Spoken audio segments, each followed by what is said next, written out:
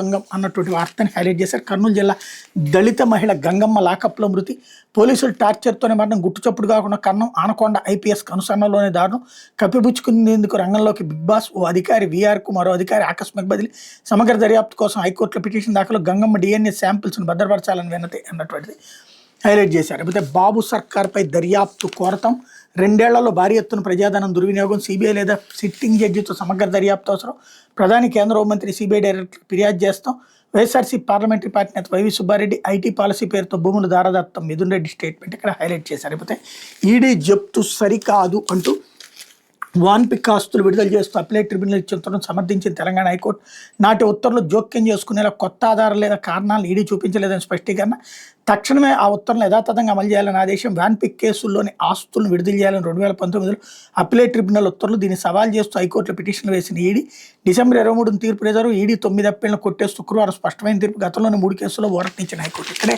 విశేషం ఏంటంటే జగన్కి సంబంధించిన కేసులలో కేసు కొట్టేస్తే కూడా ఫ్రంట్ పేజీ రాసుకోకుండా ఇక్కడ వాళ్ళకి సంబంధించినటువంటి అంటే ప్రజలకు సంబంధించిన అంశాన్నే హైలైట్ చేశారు. ఇది వైఎస్ఆర్ కాంగ్రెస్ పార్టీ పత్రిక అనుసరిస్తున్నటువంటి కూసెంత నీతి.